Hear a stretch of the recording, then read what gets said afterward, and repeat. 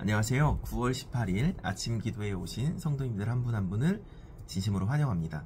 오늘 저희가 함께 묵상할 말씀은 사사기 6장 25절에서 40절까지의 말씀입니다.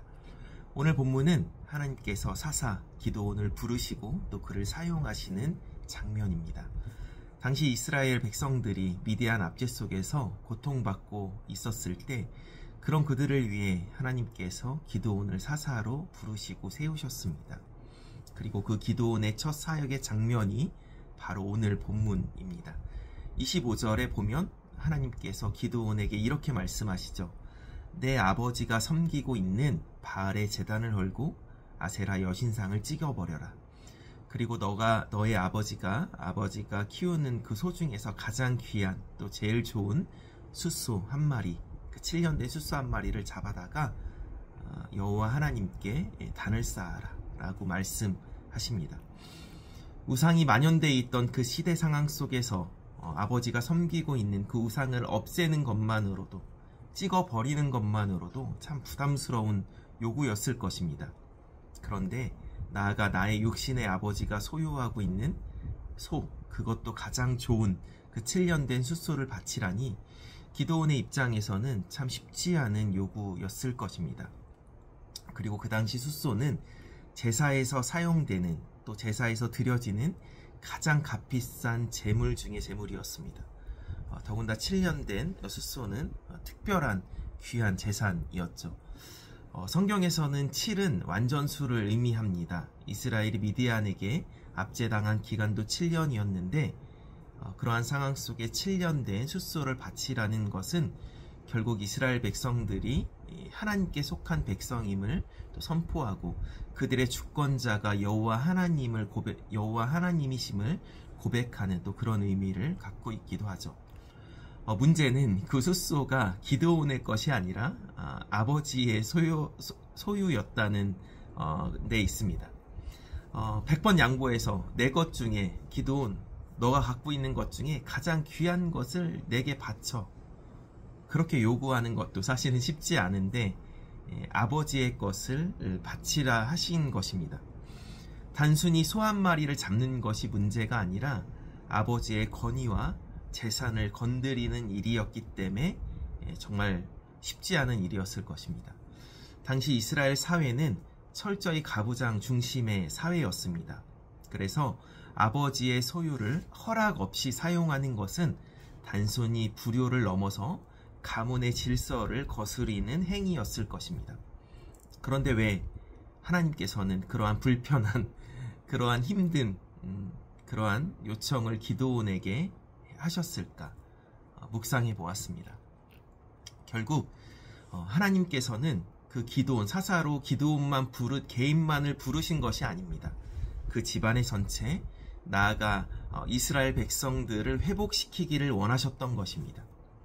그리고 또한 육신의 아버지의 절대적인 권위보다도 우리의 삶의 주인이, 이스라엘 백성들의 삶의 주인이, 주권자가 바로 여호와 하나님이심을 고백하게 하셨던 것이죠.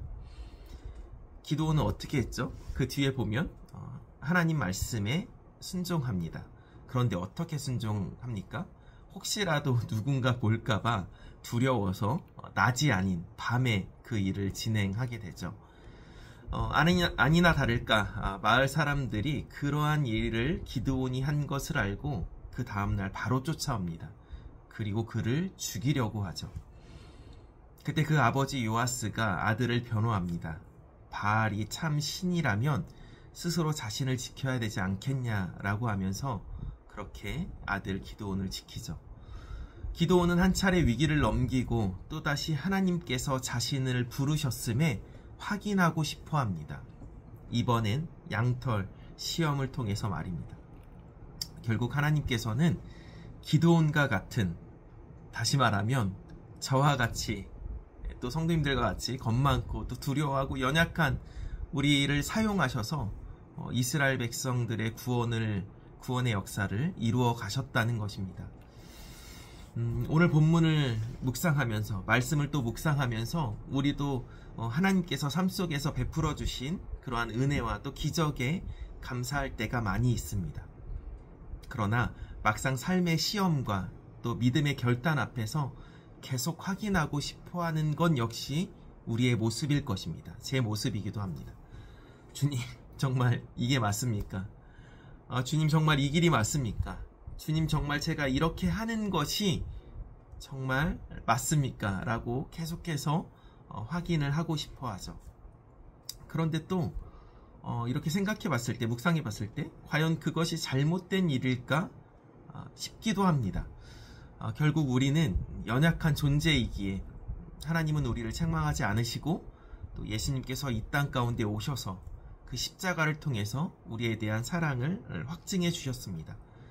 우리가 의심하고 두려워하는 마음으로 한 발 한 발 그렇게 작게 순종했을 때 더 크게, 그거와 비교할 수 없는 더 크게, 더 큰 은혜로 응답하시는 분이 바로 우리의 하나님이십니다.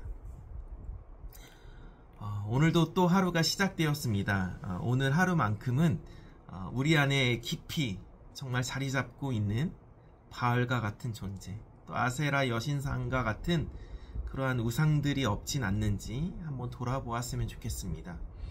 그 우상이 때로는 우리 삶 가운데 돈일 수도 있고, 또 가정일 수도 있고, 또 관계에 따른 집착일 수도 있고, 또 자기 자신일 수도 있고, 하나님보다 더 앞세우는 것이 있다면 오늘의 말씀처럼 숫소를 바쳐 이례적인 제사를 드려지는 것이 아니라 완전한 제사, 결국 곧 예수님의 희생, 십자가 앞에서의 희생과 사랑을 기억하며 그 모든 우상들, 내 안에 자리 잡고 있는 그 우상들이 무너질 수 있도록 기도하면서 또 나아가 의심과 두려움을 넘어 은혜로 응답하시는, 비교할 수 없는 은혜로 그 응답하시는 하나님, 그 하나님께, 그분께도 감사하는 그러한 한 날이 되시길 간절히 축복합니다.